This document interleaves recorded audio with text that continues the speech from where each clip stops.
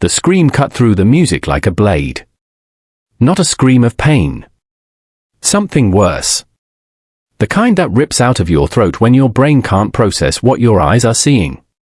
Priya Nolan set her champagne glass down slowly. Across the Meridian Grand ballroom, Chicago's most exclusive venue, the kind of place where a table cost more than most people's cars. Every conversation had stopped. Every head turned toward the entrance. And Priya understood why. Hello friends, welcome to our story.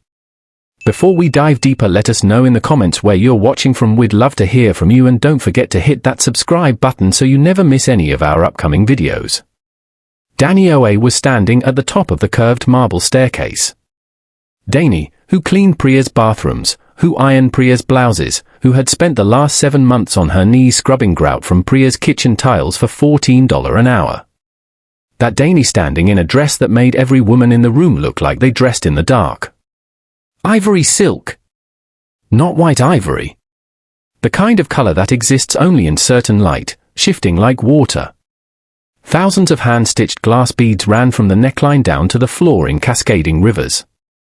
The cut was architectural, precise, the kind of precision that doesn't come from a machine. Is that someone behind? Priya breathed, then stopped. That's an ads original, a man said. His voice broke on the last word. I covered the Adenway show in Milan. That dress, that's the dress from the closing night. That dress isn't for sale, a woman whispered. It was never for sale. The family keeps all the closing pieces. Priya felt the floor tilt beneath her heels. No. No. This wasn't how tonight was supposed to go. Beat. Shift to memory. 3 days earlier, Priya had been standing in her walk-in closet with 2 of her closest friends, Jade Morrow and Skylar Fitch, watching Dani fold a cashmere throw on the bed in the next room. I have an idea, Priya had said in a voice loud enough to carry. She'd walked to the bedroom doorway. Dani, a pause to make sure Jade and Skylar were positioned behind her. I'm hosting a table at the Meridian Gala on Saturday, the charity event. You've probably seen the invitations on my desk. Dani had looked up, brown eyes steady. She never reacted too much, which Priya had always found irritating. Tickets are $8,000 each, Priya continued. I've decided to give you one. A silence stretched. It's exclusive. Everyone who matters in this city will be there. I thought you deserved a night out. She'd let the smile sit long enough to sting. Wear whatever you have. I'm sure you'll find something appropriate. She turned back to her friends. They'd made it to the hallway before the laughter started. Quiet, vicious, a sound Priya would later wish she could take back. Did you see her face? She's going to show up in something from Target. The whole room is going to know she's the help. Behind the half-closed bedroom door, Dani had stood very still folding the cashmere throw, her hands moving on habit while her mind moved somewhere else entirely. She'd let the laughing voices fade down the hallway. Then she'd set down the throw, walked to her bag, pulled out her phone, stared at a contact she hadn't called in 6 months. Pressed call. Mama, she said when the line picked up. I need the ivory dress. Beat. Reveal begins. Here's what Priya Nolan didn't know about the woman scrubbing her floors. Dani Osei's mother was, if you didn't recognize that name, you weren't in fashion. Ad had built one of the most respected design houses in the world from a single rented studio in Lagos. By the time Dani was 12, ads were on Grammy stages and royal balconies. By the time Dani was 16, museums were requesting pieces for permanent exhibitions. By 20, Ad's work had been on the cover of every major fashion publication on 3 continents. Dani had grown up inside that empire. Private schools, apartments in London and New York, front row seats at every show, a name that opened doors so fast. She'd never once had to knock. And that was the problem. At 24, Dani had realized she didn't know who she was without the name. Every friendship, every opportunity, every room she'd ever walked into, it had all come through the door of being Ad's daughter. She couldn't separate herself from the inheritance. Couldn't know if anything she'd built was actually hers. So, she'd made a deal with her mother. 1 year completely anonymous, no access to family accounts, no using the OA name, a real job in a real city starting from nothing to find out who Dani was when the name was stripped away. Her mother had cried, then agreed. One condition, if Dani ever truly needed her, she would be there within 24 hours. Dani had chosen Chicago, found the housekeeping agency, moved into a studio apartment with second-hand furniture and a mattress that was too soft. She'd learned what tired felt like in her feet. She'd learned what it meant to be invisible, to stand in a room and have people look past her, through her, around her. People like Priya Nolan, who spoke to her the way you speak to a piece of furniture. She'd planned to finish the year. Then Priya had stood in the doorway with that smile and everything had changed. Dani stared at her phone after the call ended. She'd given 7 months to this experiment. She'd proven what she needed to prove. Time to remember who she was. The package arrived 18 hours later.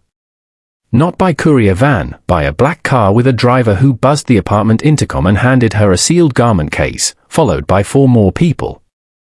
Her mother's head stylist, 2 assistants, a makeup artist, all of them carrying black cases of their own. "Your mother sends her love," the stylist said, unzipping the main garment bag. And her best work, the ivory dress, came out like a living thing. It shifted in the apartment light, the glass beads catching and scattering every photon in the room. Dani had seen it once before on the runway in Milan under stage lights as the closing piece of her mother's most acclaimed collection. Critics had called it architectural poetry. A museum in Amsterdam had offered to buy it. Her mother had declined, and now it was here in a studio apartment with second-hand furniture because Priya Nolan had wanted to see a housekeeper embarrass herself. There was a note in the garment case, handwritten. "You were never invisible.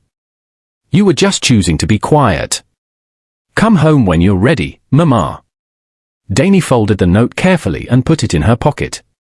Then she sat down in the chair they'd set up by the window and let them get to work. 5 hours later, she looked in the mirror. The woman looking back didn't look like a housekeeper. Didn't look like Ad's daughter playing dress up. Didn't look like anyone's idea of anything. She looked like herself. Finally fully herself. She picked up her bag and walked out. Beat. Return to ballroom. Back in the ballroom, Dani descended the marble staircase. The crowd parted, not on purpose, not with any intention. The way crowds part when something moves through them that they don't quite know how to stand next to. Phones came up. Voices dropped. Someone near the bar actually dropped their drink. Priya was frozen. Jade had reached out and grabbed her wrist without realizing it. Dani crossed the ballroom floor like she'd been crossing ballroom floors her whole life, which she had. She moved through the parted crowd with no urgency, no performance, no anger on her face, just a calm so complete it was almost unsettling. She stopped in front of Priya. "Mrs. Nolan." Her voice was warm. "Thank you so much for the invitation. This was incredibly generous of you." Priya's mouth moved. No sound. "You told me to wear whatever I had." Dani touched the dress once lightly at the waist. "I hope this is appropriate." Somewhere behind Priya, a man laughed. One sharp burst of startled sound quickly swallowed. Jade had let go of Priya's wrist. Her voice was barely a breath. How did you that dress?" "I know that dress, that's from the Ad Milan show. My mother made it." The words dropped into a silence so complete that half the ballroom heard them. Jade's voice cracked. "Your mother is a Dries." Dani tilted her head slightly. "I do say perhaps you've heard of her?" Then the room erupted. Not all at once.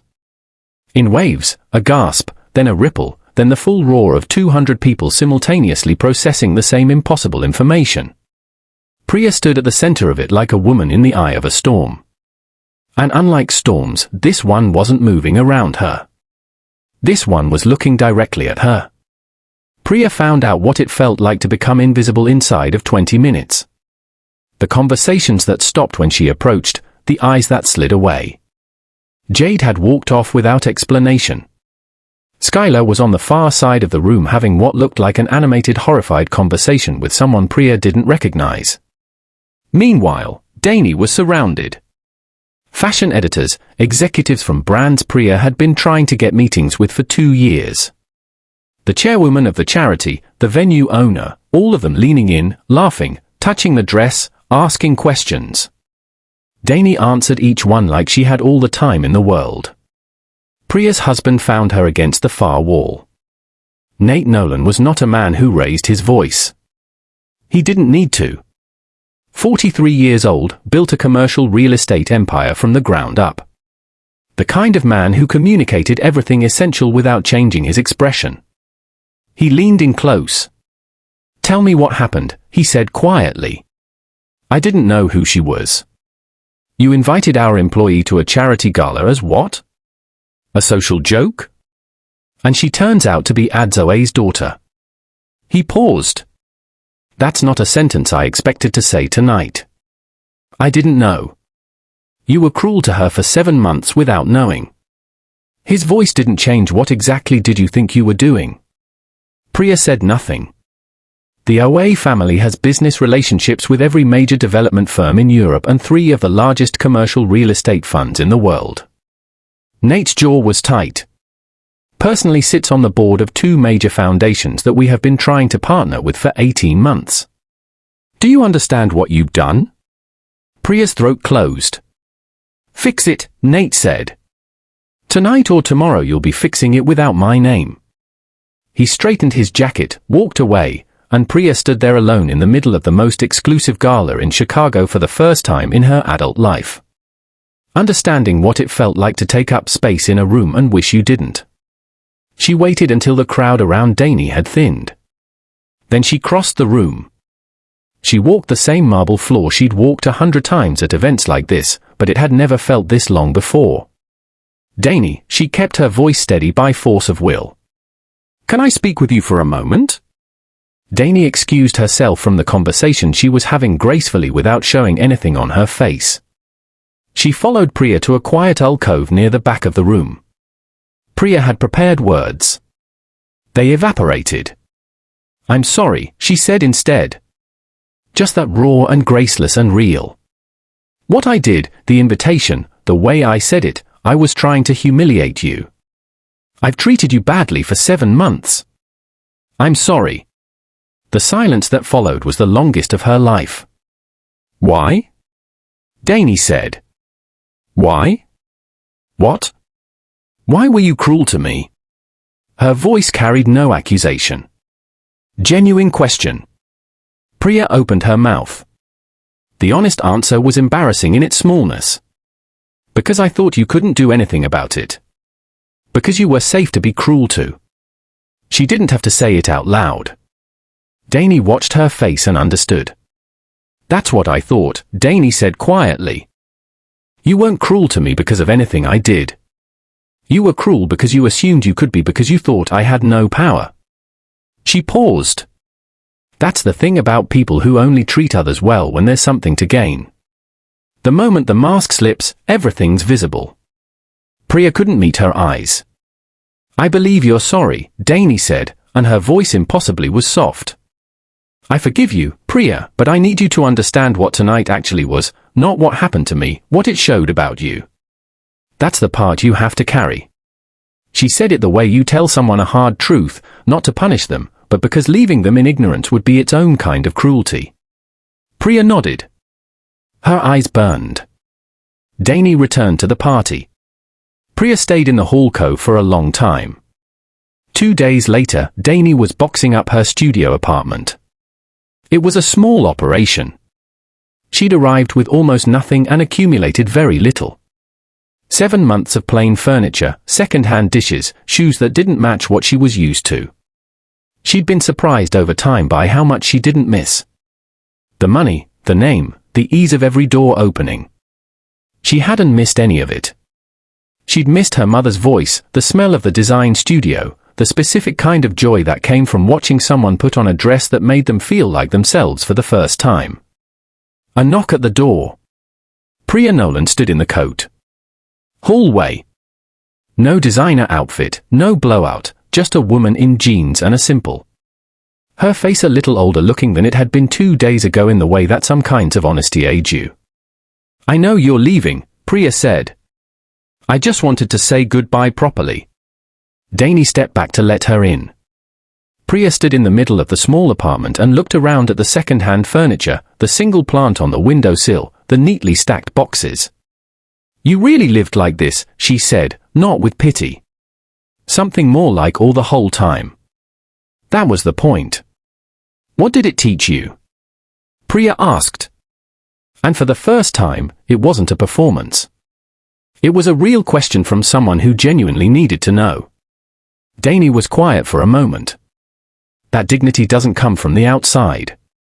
Everyone I know from my old life moves through the world assuming they deserve to take up space because they were told to, because the world confirms it. But that assumption gets tested when it's removed. She picked up a stack of books and placed them in a box. I learned that I still knew who I was without the name. That was the real question. That's what I came here to answer. Priya sat down on the edge of the stripped mattress. I've been doing things differently this week, she said quietly. Small things. Noticing the way I talk to people I think don't matter. Pause. I had a lot of noticing to do. I know. I want to be better. Priya's voice was barely audible. I don't know how to become that without someone telling me I was terrible first. Dani smiled. The first real smile she'd offered her. Most of us don't. That's what this whole thing was about. After Priya left, Dani sealed the last box. She stood in the empty apartment for one moment. Looked at the walls where she'd spent 7 months becoming someone she'd always almost been. Then she picked up her bag and walked out without looking back. The Invisible Line collection launched 8 months later. Paris private venue near the Seine. The guest list included fashion editors, artists, celebrities who moved between continents like weather. Adie stood at the door greeting arrivals in a red dress that had taken 3 months to make. But in the front row, 50 seats had been reserved. 50 people who had never attended a fashion show in their lives. 1648 housekeepers, nannies, hospital orderlies, personal assistants, all of them dressed for tonight in pieces from the new collection. The collection was built around a single premise. Every stitch of clothing in the line had been designed in collaboration with domestic workers. Women and men who had spent their careers making wealthy lives possible without being credited for any of it. A portion of every sale went directly into a scholarship fund for their children. Dani stood backstage as the show began. Through a gap in the curtain, she could see the front row, could see the faces of the housekeepers and assistants as the models came out. Her mother's work filtered through their stories. Some of them had their hands pressed to their mouths. A woman in the second seat from the left was quietly crying. Adis appeared at her shoulder, took her hand without speaking. They stood there together and watched. After the show, the venue opened for mingling, and Dani moved through the room, talking to the women from the front row, learning names and histories she should have been learning all along. Somewhere in the crowd, she spotted a face she hadn't expected to see. Priya Nolan had flown to Paris. She was standing near the back holding her champagne glass with 2 hands looking at the exhibition panels along the walls. Photographs of domestic workers from 15 countries, each one captioned with their name, their 15 years of service, their dream for their children. She'd been looking at one panel for a long time. Dani walked over. You came, she said. Priya turned. Her eyes were red at the edges. I needed to see it. She gestured at the room, at the front row, women still laughing with each other, at the collection, at the photographs. I needed to see what you built from what I tried to break. Dani stood beside her and looked at the panel Priya had been studying. A photograph of a woman in her 50s, a hotel housekeeper for 22 years. The caption read, she put 3 children through college. None of them know how hard it was that night. Priya said slowly. When you walked into that ballroom, I thought you came to destroy me. I know, but you didn't. You could have. Her voice was quiet. You had every reason to, and you didn't. Destroying you wasn't the point, Dani said. The point was that the room needed to see what it looks like when you assume someone is less than you, and you're wrong. Not wrong because she turned out to be somebody famous. She paused. Wrong because she was always somebody. Before the dress, before the name, she was somebody because she was a person. That's all it takes. Priya looked at her for a long time. Then she nodded. The slow, deliberate nod of someone filing something permanent. I'm volunteering now, she said. At a workforce training center. It's uncomfortable in ways I didn't anticipate. A breath. I keep realizing how small my world was. That discomfort is good, Dani said. Stay with it. They stood side by side in front of the photograph for another quiet moment. Thank you, Priya said finally, for not being what I expected. For being someone worth learning from, even when I didn't deserve it. Dani picked up 2 glasses from a passing tray and handed one over. We're all works in progress, she said. Every single one of us. They touched glasses. The photograph watched from the wall. A woman who had put 3 children through college without anyone knowing how hard it was. Dani made a note to find out her name, her real name, and make sure it was somewhere permanent. She flew home the next morning. Her mother was asleep when she got in. It had been a long week. Dani moved quietly through the apartment, past the design studio with its bolts of fabric and pin patterns and the singular organized chaos that she had grown up inside. She stopped in the doorway of the studio. On the dress form near the window, her mother had pinned a sketch new collection. The pencil lines were fast, intuitive, the way a dice worked when something was pouring out of her that she couldn't stop. Along the bottom of the sketch in her mother's handwriting for the girl who went away and came back herself. Dani stood there in the doorway for a long time. Not because she was sad, not because she was nostalgic, because it occurred to her clearly and for the first time that she had never once in 7 months of living without her name stopped being herself. The name could be removed, the money could be removed, the access and the ease and the open doors, all of it gone. And she had still been Dani. That was the answer she'd gone looking for. She finally had it. The measure of who you are isn't what you have. It's who you remain when everything is taken away. And how you treat the people who never had anything to begin. Tell me honestly in the comments, were you more like Priya or more like Dani at some point in your life? If this story moved you, share it with someone who needs this reminder today. And subscribe so you never miss the next story.